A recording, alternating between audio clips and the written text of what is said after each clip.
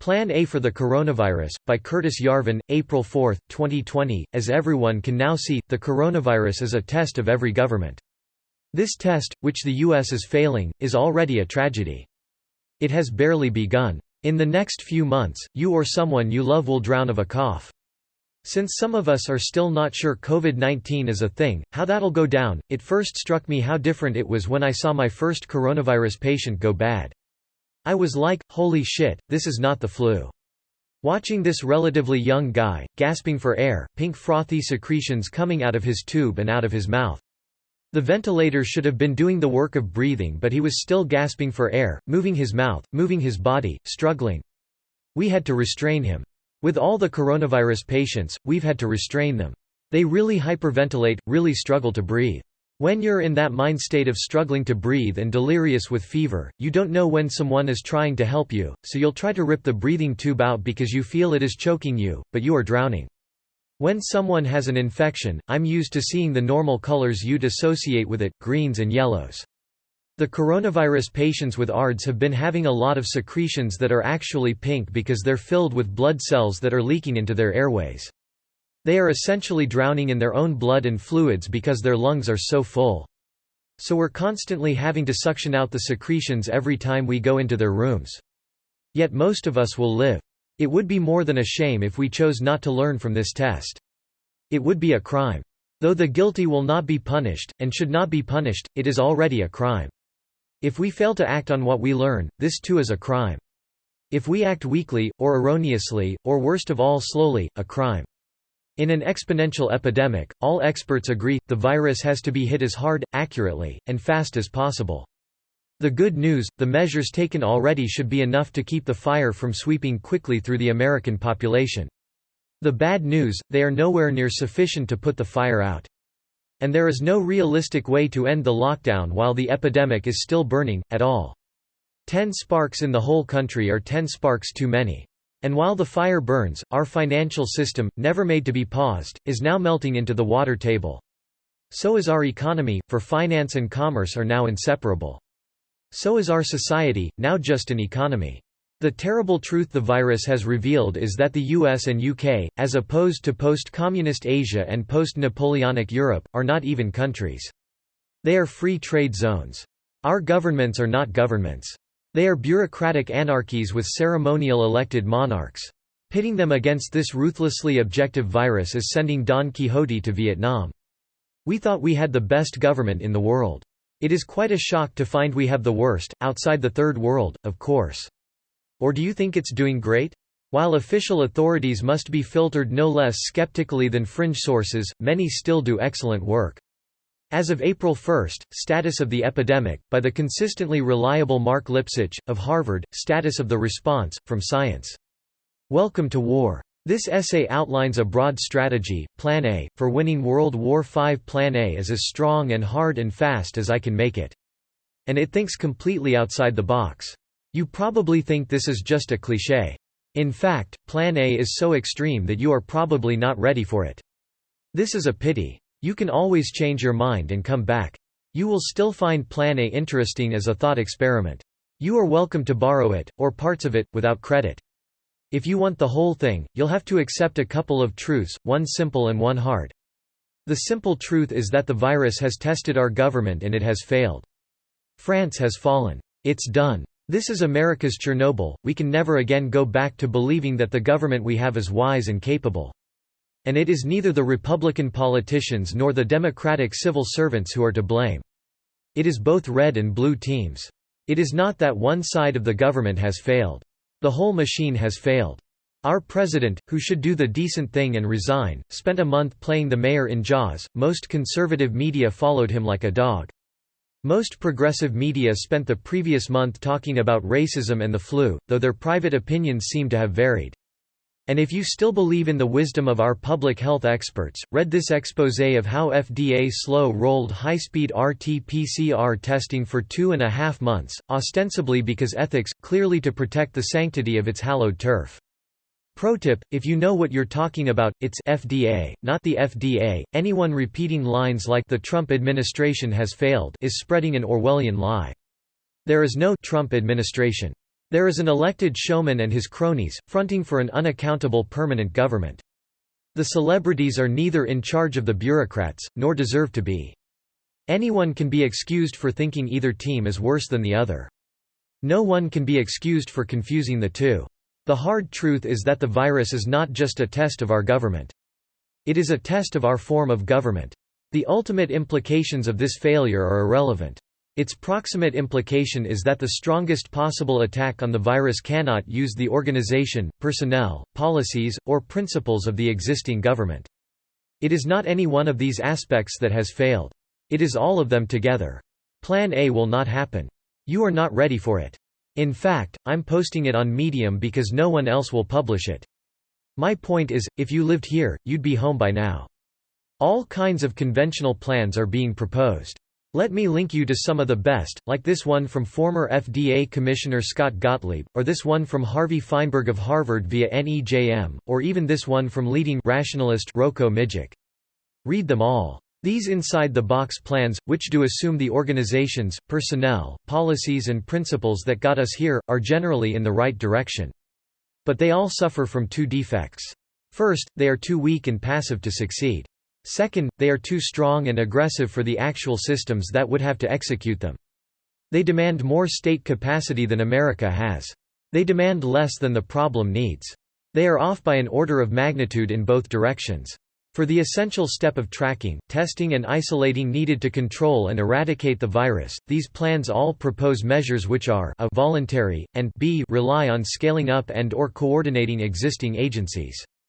These agencies have already shown themselves dysfunctional. A broken organization cannot expand or succeed.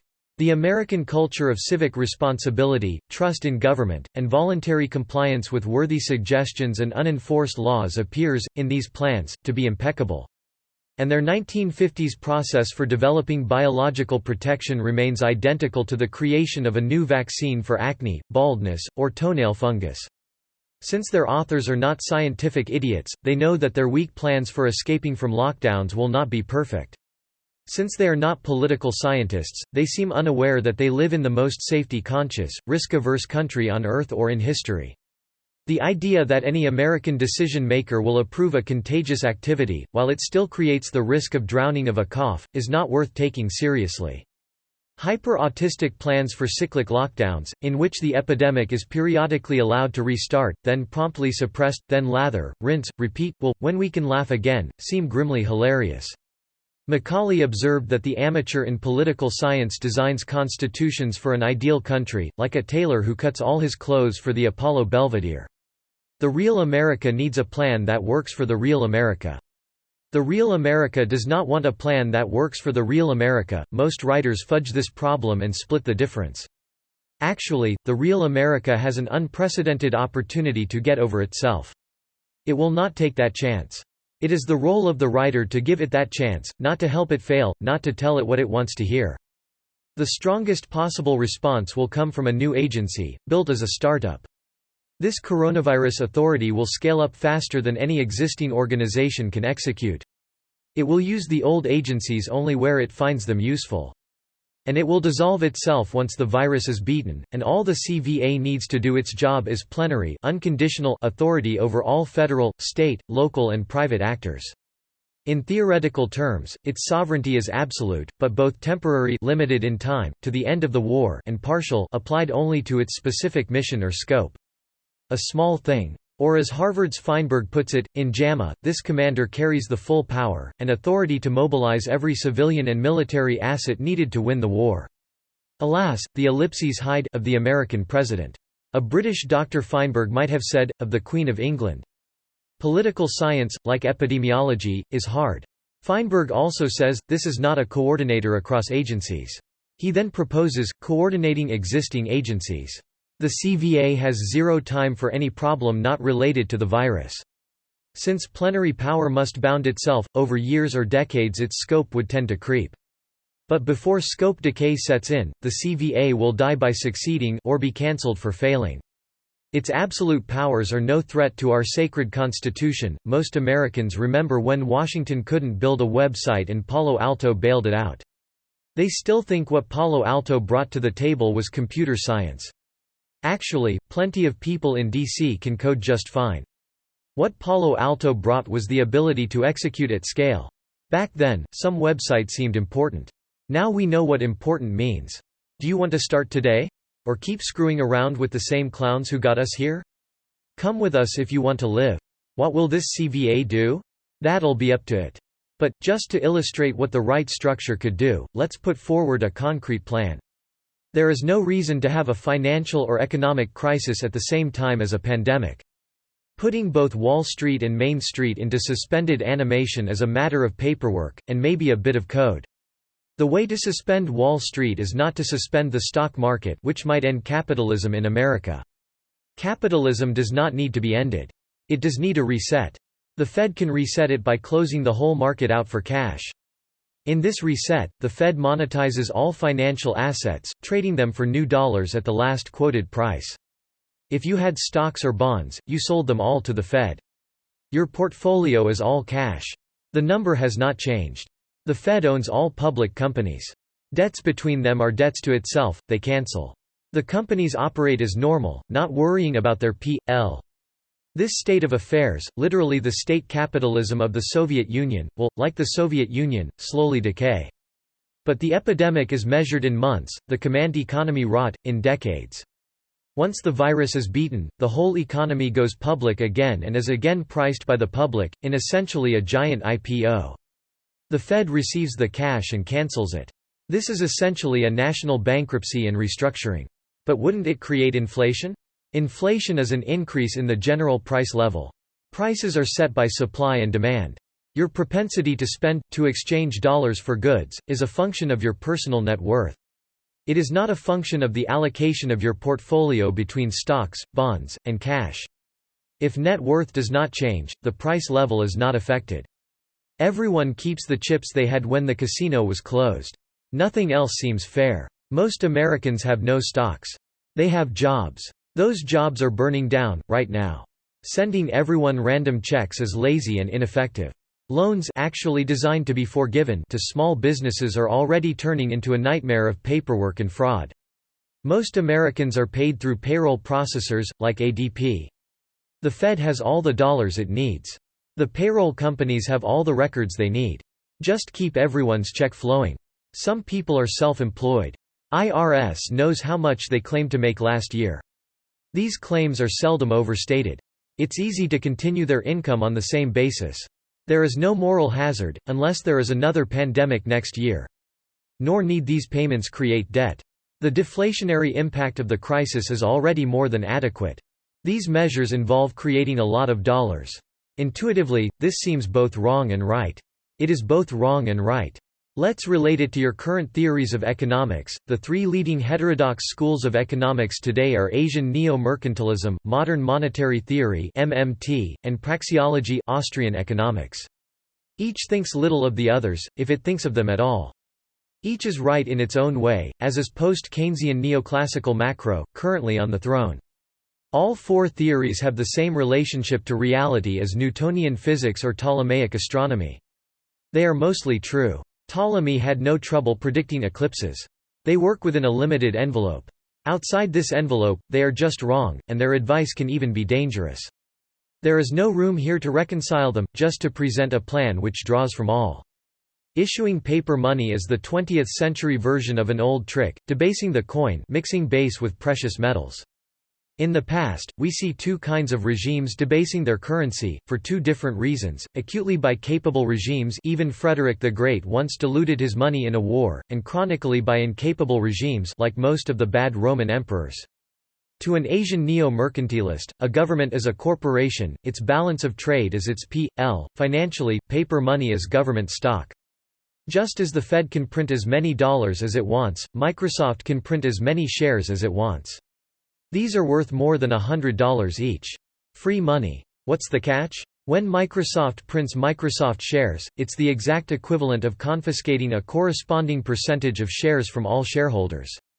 It's a tax, but easier to implement. And it is perfectly within Microsoft's rights, very legal and very cool. But Microsoft does not do this chronically.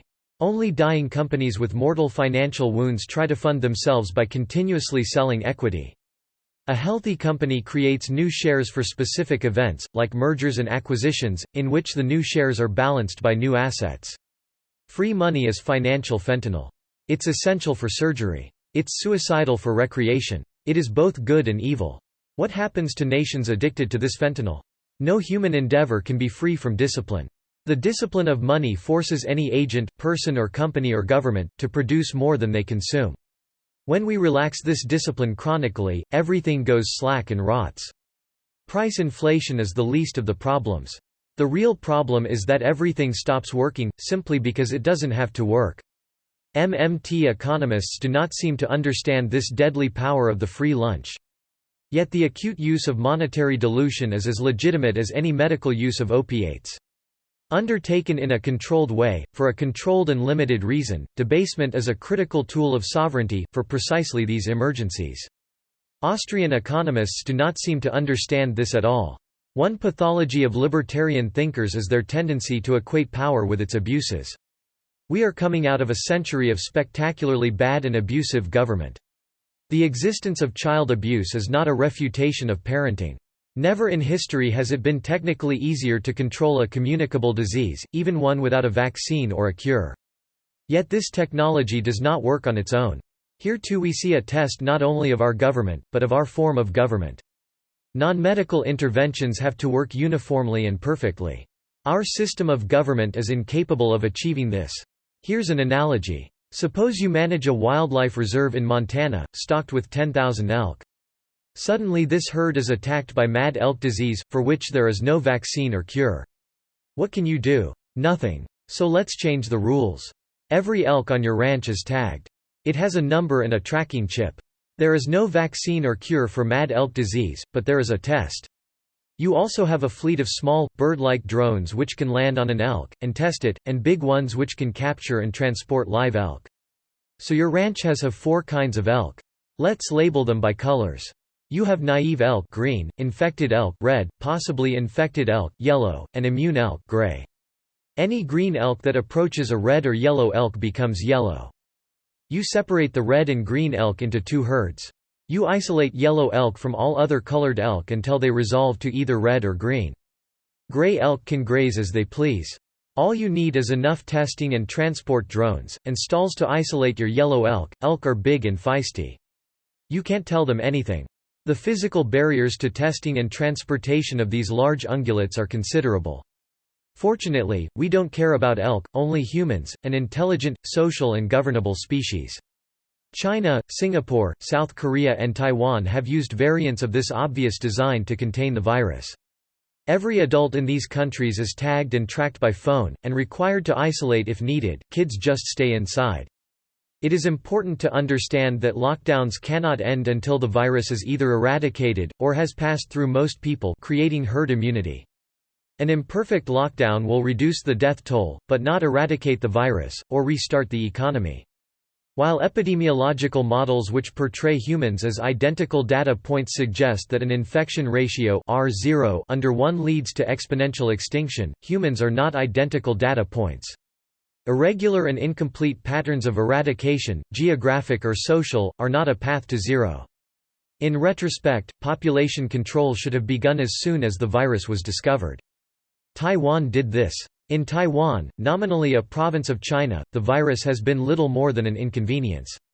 5 people have died. In America, at the start of February, there were probably only tens of cases in the country. A total lockdown was still necessary. The time a week lockdown will take to get back to numbers this low might as well be infinite.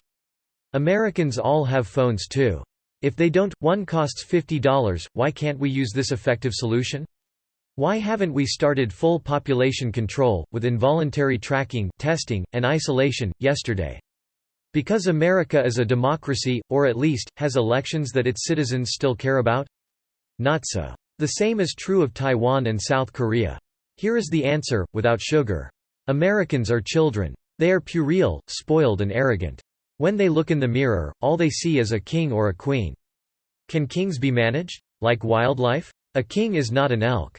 No king is he who bends the knee.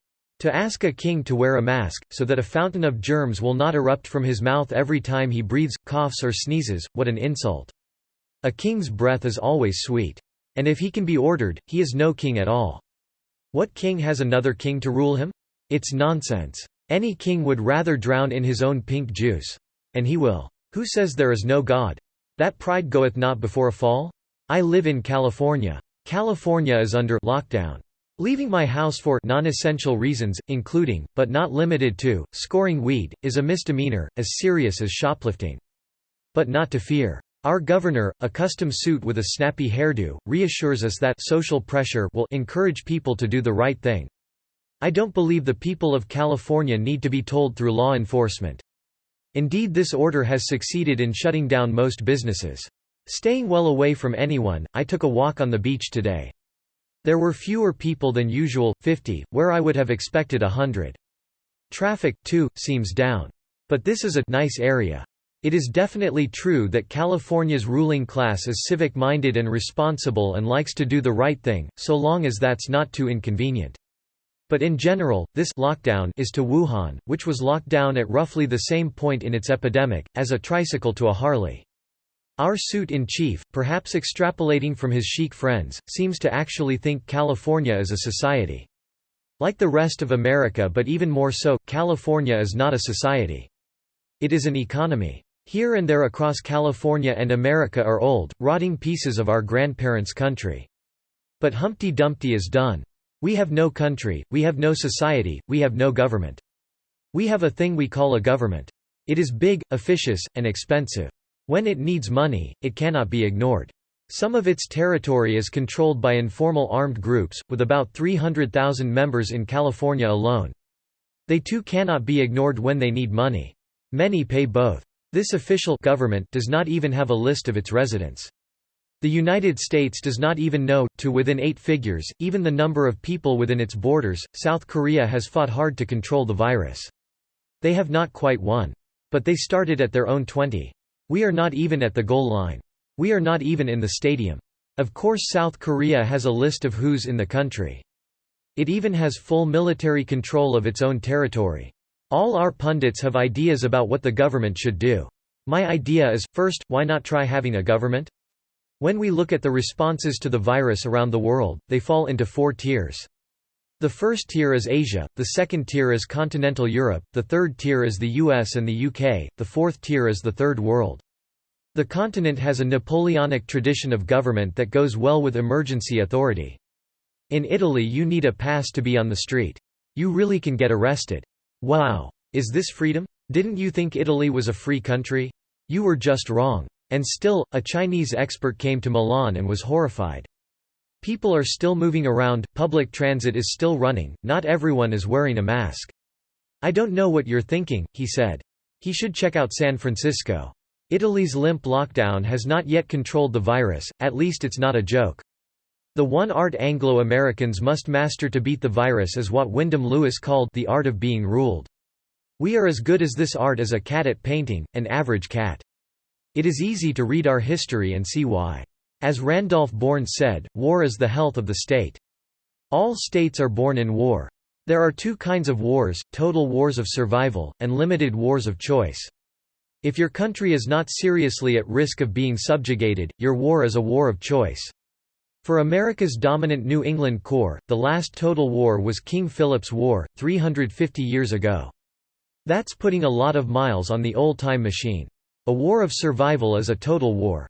Unless the population submits utterly to the government, unless the government can accept that submission and execute effectively enough to deserve it, that war will simply be lost, just as we are now losing World War V. There are 2 ways to fight this virus, offense and defense. Defense is about treating the people who show up at hospitals with ruined lungs. Offense is about finding infected people before they infect others and/or deteriorate. Observing the different responses to the coronavirus, it seems clear that countries which play offense like South Korea and Germany have much lower death rates than those like Italy and the US which wait for walking corpses to show up at hospitals. This may be a statistical artifact, or early treatment may work better.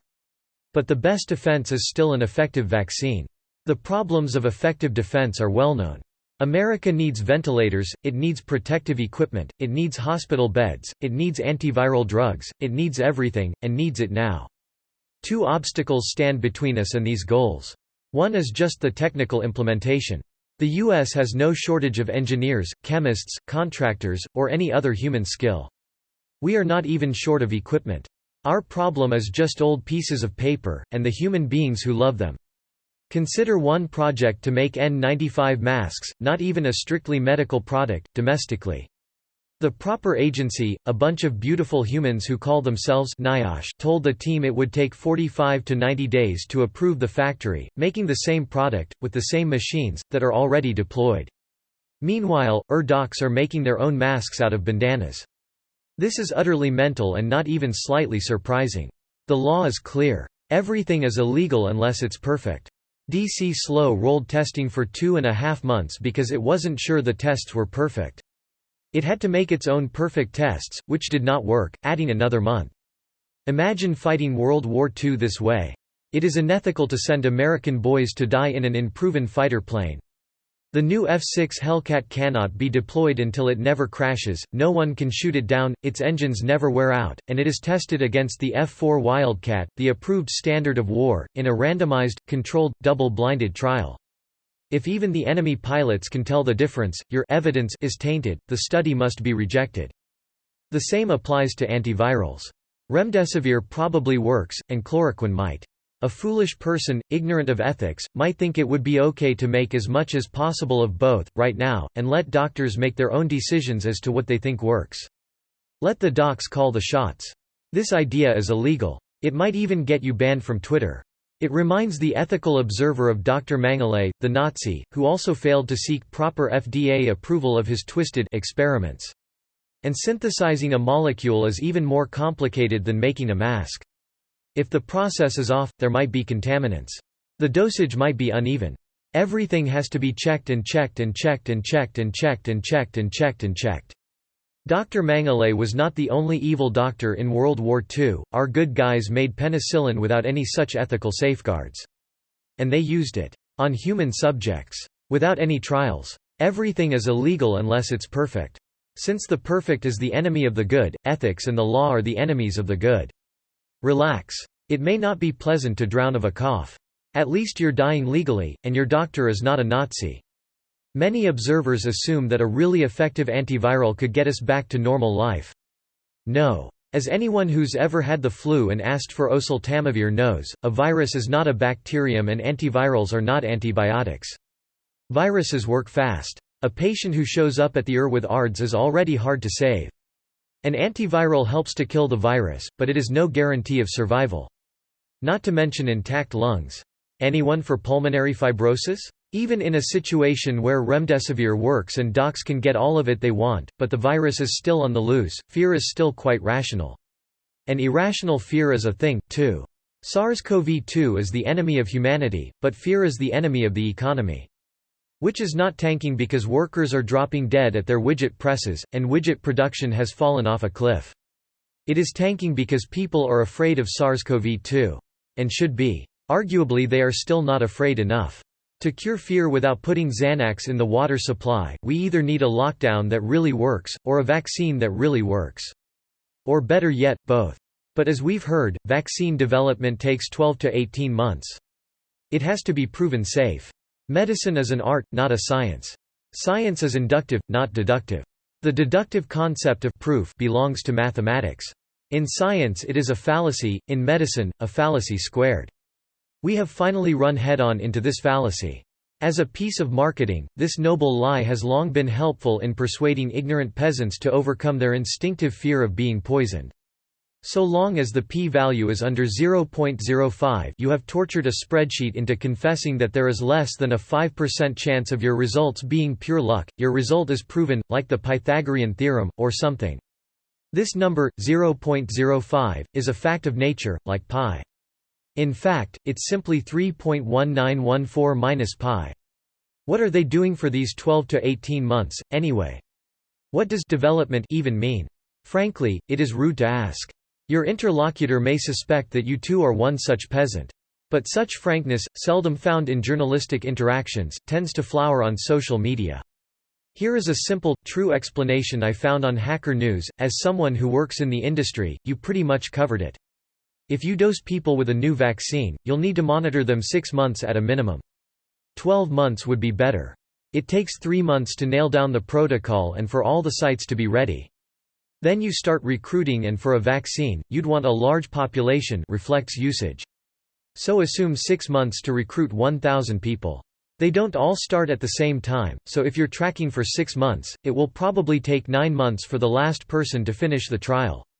Then you need to analyze all the data you collected, so another 3 months. Then the FDA takes 3 months to review and approve. There is a ton of work that goes into running a clinical trial. This would be funny if it wasn't so stupid and evil. A ton of work, 6 months to recruit 1,000 people. To anyone who has ever gotten anything at all done, this is simply dark comedy. 12 to 18 months is simply the result of taking this procedure as the word of God, but trying to do it twice as fast. And yet, for a vaccine that would make life better but doesn't rise to the level of a global emergency, perhaps for chickenpox, or papilloma, or even seasonal flu, this sedate, careful, and meticulous process may even be right and proper. It is certainly right and proper for a civil servant whose career will be ruined by doing the wrong thing, but who cannot be held to account for doing nothing. It is certainly right and proper for a Hellenistic thaumaturge who may be strangled for harming his royal patient, but cannot be blamed for letting nature take its course. Again, it is not just necessary to abandon the personnel and the processes that got us here, but also the principles. It is easy to see how the Hippocratic principle, 1,500 years too old to be medieval, values the expected outcome of the doctor above the expected outcome of the patient. Physician, heal thyself. We have our own century. We have our own problems. Suppose we abandoned the whole past, from 2,400-year-old chestnuts of Hellenistic witch-doctor wisdom, to 75-year-old technocratic cathedrals of Potomac paperwork? Wow, is that even possible? What would we do? What is the proper approach in our situation? What would be most likely to save the most lives? Note how different this results-based test is from the old principle, and how hard it would be to argue that we should not save the most lives, but instead, do the most science. Right. If this is science, science is a crime. Making a candidate vaccine is easy. Modern molecular platforms like those of Inovio and Moderna produced vaccines in hours from the viral DNA. These vaccines probably work, and are probably safe. If I knew I was going to be exposed to the virus, and had no other protection, I would take one. But this level of confidence can be considerably improved. It does take time to manufacture millions of doses. While this happens, a vaccine, this should happen in parallel for all plausible vaccines, can be tested in the most efficient trial form, the human challenge trial. In a challenge trial, human subjects are vaccinated, then inoculated with the virus. We don't even have to invent this. The top Google hit for challenge trial is this rant by a fringe group, based, like many cults, in Geneva, calling itself the World Health Organization. These cowboys do acknowledge that a human challenge trial is crazy and may even be unethical. But they suggest that it may be appropriate in some cases, such as emergency use of an investigational vaccine, e.g. in a pandemic. Take a vaccine that works on rhesus monkeys. Give it to 1,000 humans, well distributed by age and sex and race. Spray coronavirus up their noses. See if they get sick. That's a rough, effective human challenge trial. It could be done in a month. And if the subjects do get sick, we get to test antivirals in the best possible situation, as early as possible. The ubiquitous Lipsitch, of Harvard, has a similar proposal. Who are these humans? Maybe they are altruistic volunteers. Maybe they are mercenaries, paid $1 million each, cheap at the price. It is difficult to imagine much trouble recruiting either class.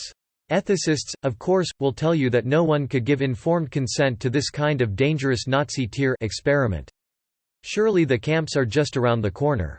Go ahead and drown in your own pink juice, feeling very ethical. After all, isn't ethics why our grandfathers invaded Germany? They were willing to die then. So we should be willing to die now. It isn't easy to be a good person. Don't try to pull the tube out, it won't help. We are at war. In a sane world, when you lose a battle, you switch generals. Sometimes you even switch armies. Are some of the people you see at these press conferences okay? Well, some are better than others. What about Dr. Fauci? Calm, witty, wise, grandfatherly Dr. Fauci. A respected public health leader since, get this, 1984? On March 9, dear old Dr. Fauci said, if you are a healthy young person, if you want to go on a cruise ship, go on a cruise ship. In a sane world, this quote would be remembered as if he'd talked about the blacks, or addressed a journalist as honey. In a sane world, anyone with a public record of minimizing the coronavirus would be cancelled, unfit for any further employment, let alone in this crisis. Old friends would edit their phone books and duck them in public, worried about being linked to a coronavirus minimizer. If that's going too far, benching the whole current team is not going too far. Their results speak for themselves. As Cromwell said, "You had sat too long here for any good you have been doing. Depart, I say, and let us have done with you. In the name of God, go." A is for aggression. Plan A chooses the most aggressive strategies it can copy or invent. It is as economically aggressive as Denmark, as socially aggressive as Korea, more scientifically aggressive than anyone. But the right strategy is wasted on the wrong generals. Who can run this thing? Some suggest the military. Hopkins epidemiologist Tom Inglesby, perhaps having watched too many World War II movies, recommends centralizing the response under something called the Defense Logistics Agency.